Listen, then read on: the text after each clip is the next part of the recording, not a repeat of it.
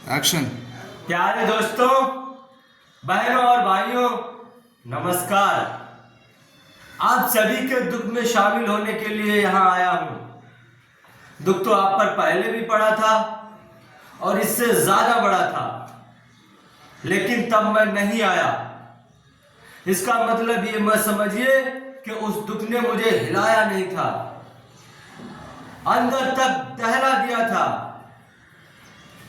लेकिन भरोसा था मुझे इस न्यायप्रिय सरकार के राज में, जिसने बड़े बड़े वादे किए थे आपसे, बड़ी बड़ी उम्मीदें जगाई थी आपको। कम से कम अत्याचारी को उसके जुल्म की सजा तो जरूर मिलेगी। इतने बेगुनाहों को इतनी बेरहमी के साथ मारने वाला बच नहीं पाएगा। आखिर कानून और पुलिस है किस मर्ज की दवा। लेकिन ताज्जुब, सजा तो दूर किसी की तरफ उंगली तक न उठाएगी। बड़ी सफाई से सारा मामला दबाया जा रहा है, पर आप इस बुलावे में नहीं आएंगे। 27 तारीख को हम सब मिलकर एक साथ चलेंगे और जवाब मांगेंगे दास साहब से। हमें आग देने का असली मुजरिम चाहिए, विशु का हत्यारा चाहिए। लेकिन अब आप लोगों को याद होगा कि मैंने गरीब भाइयों के कर्जे माफ करवाए थे, उनको आर्थिक मदद पहुंचाई थी और बदले में गांव के ही अमीर किसानों और साहूकारों की दुश्मनी मोल ली। दोस्तों, बहुत बड़ी कीमत चुकानी पड़ी थी इस दुश्मनी की, लेकिन मुझे मलाल नहीं, संतोष है कि आप लोगों के लिए कुछ किया।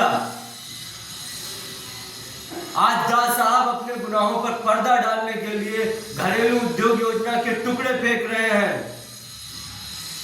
आपके पैसों से ही आपको खरीदा जा रहा है।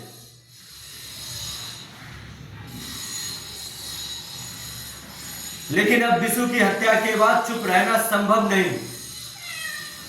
अरे क्या गुनाह था उसका?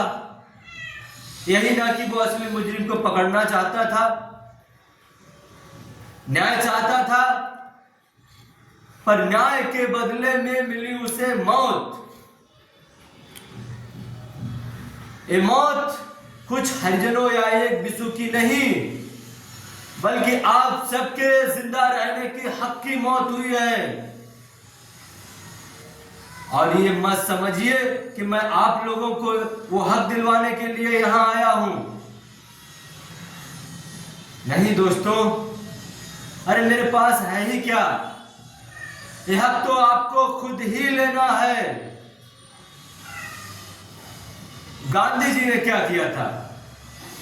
सदियों की गुलामी और शोषण से मुर्दा हो चुके लोगों को देने के लिए उस लाठी और लंगोटी वाले फकीर के पास था ही क्या?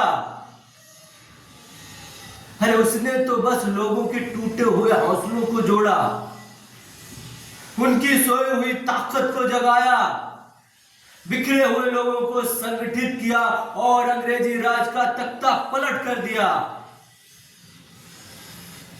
आज अगर इसी तरह जनता अपनी पूरी ताकत के साथ उठती है तो कोई नहीं टिक सकता उसके सामने। फिर इन मुट्ठी भर खेत मालिकों की औकात ही क्या? जब तक ये सरकार हमें न्याय नहीं दे सकती, हम अपनी आखिरी सांस तक संघर्ष करेंगे। अन्याय बर्दाश्त नहीं किया जाएगा दोस्तों। जय हिंद, जय भारत।